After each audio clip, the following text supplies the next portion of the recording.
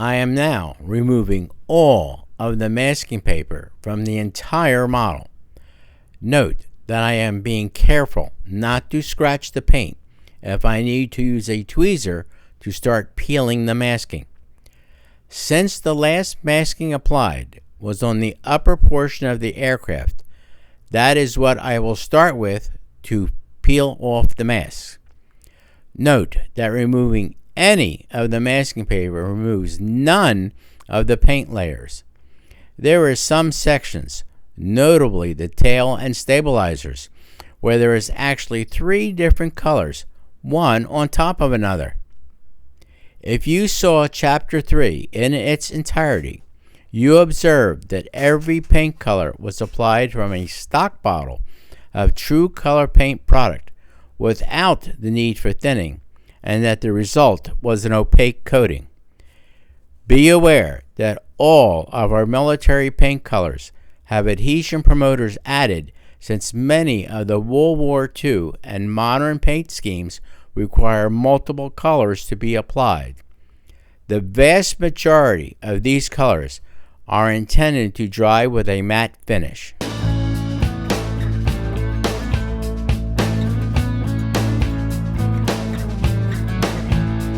TCP-018 gloss finish is being sprayed at 28 to 30 psi using a Vega 2000 airbrush fitted with a 0.5mm or medium tip. I am using a 2-ounce stock bottle of this finish equipped with a Badger adapter, since I use a lot of this product. Turn and tilt the model as needed to ensure complete coverage, as there is a lot of decals that need to be applied to the fuselage and the rear portion of the aircraft. After allowing the gloss on the top portion of the aircraft to dry, flip the plane over and spray the gloss finish on the underside using the same procedure and technique as on the upper side. Set aside to dry at least 24 hours before starting to decal.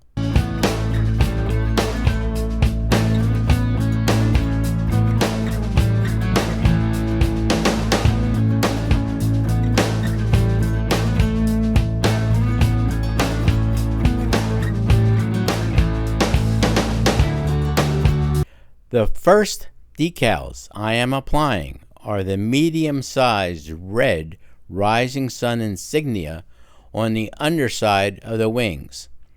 Do not use Walther Solva-Set as the decal setting solution on the Hasegawa decals, as it will dissolve those decals. Instead, I recommend using microscale microsol setting solution. This will not harm the decals.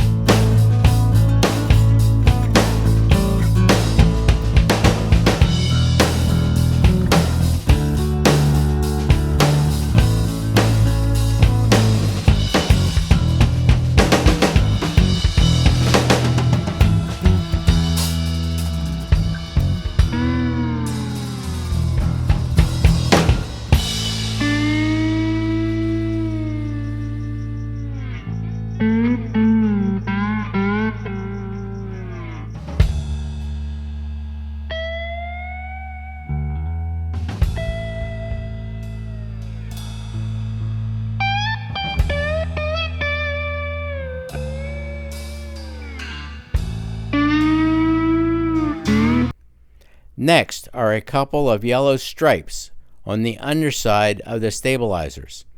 Be sure to follow the instructions carefully to get the placement correct, since there are angles involved.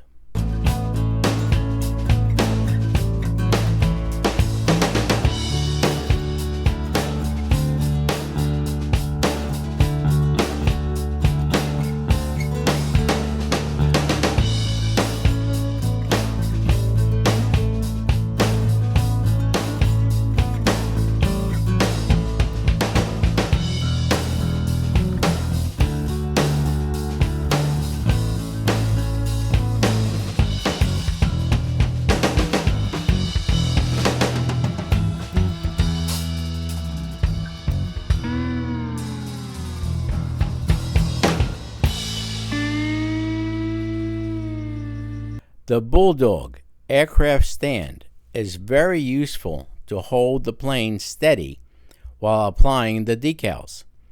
It is adjustable to fit most any scale or size aircraft.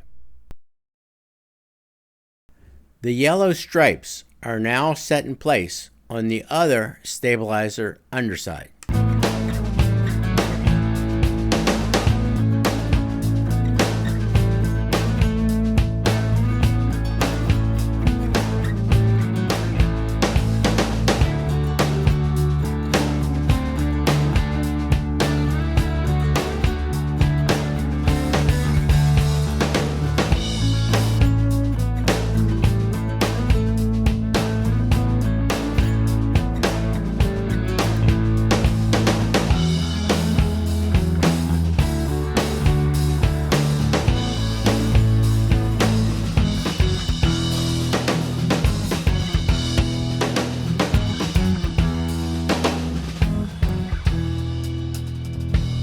On the port wing surface, I am putting the large Rising Sun insignia. Note that I messed up the other decal of this size and will have to add the second decal at a later date once I find a replacement of the correct size and style.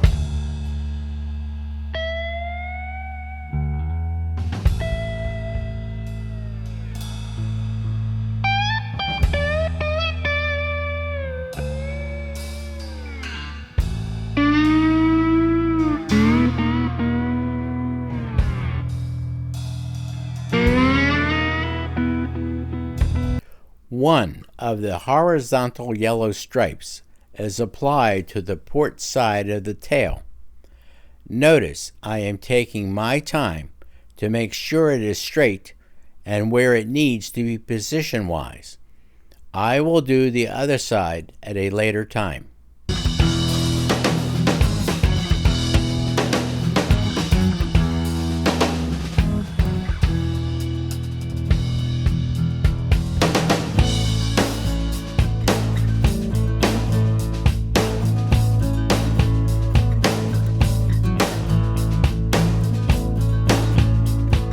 The small Rising Sun insignia is applied to the fuselage next to the diagonal stripes. Note that I had already set the diagonal stripes in place on the port side of the fuselage. Use a sponge to remove the excess water and then use microsol setting solution.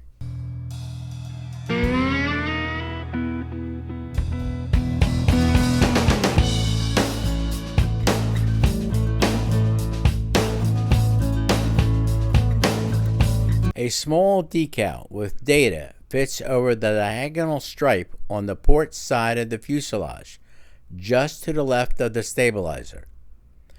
Next is the aircraft number on the port side of the tail, just above the horizontal stripe.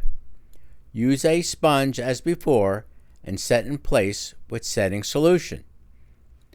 Do the number next and then the second horizontal stripe on the starboard side of the tail.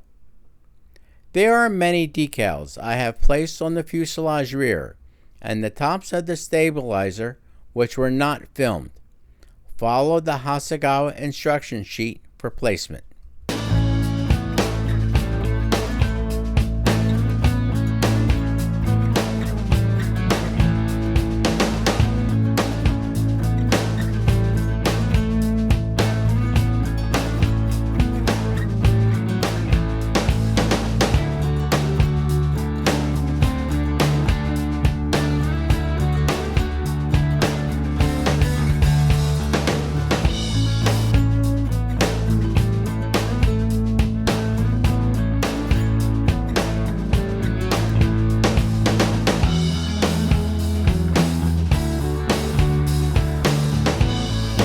Since I could not find a suitable size large Japanese rising sun decal, we had one custom made by Highball Graphics when we had other decals produced for us.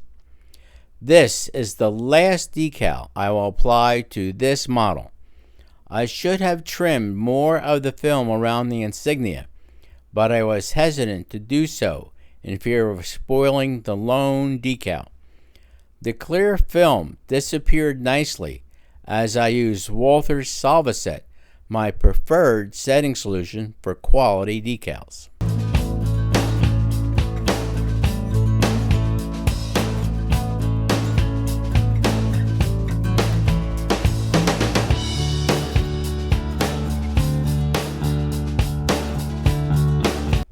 If you have any questions about techniques explored in this video, or general questions about this build, please post your questions in the comments section below.